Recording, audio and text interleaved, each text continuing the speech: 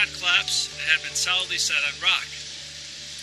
Jesus was referring to the house built on rock. When storms came, the wind blew, and everything tried to knock down this house, and it remained strong because it had been set on rock.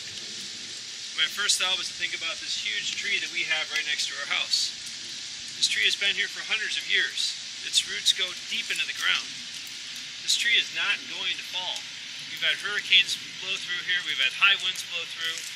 A lot of our trees in our yard have fallen, but this thing is not going down. It's solid. When I think about this tree, I also think about someone who had a big impact on my life, and that's my grandmother.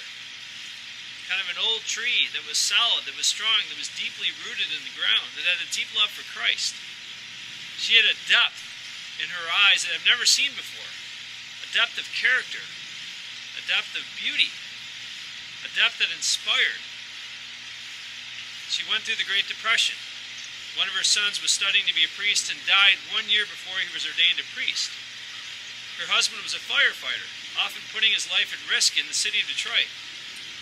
They lived in a modest home. They had some financial struggles. She suffered a lot, but she was rooted in Christ. She loved Christ. She went to daily mass, went to weekly confession. She prayed the rosary. And that got her through this brutal world with all the winds and hurricanes and all the problems. We need to build our life on the rock of Christ and our love for Christ. If He's at the center, we should have no fears and no worries. May God bless you.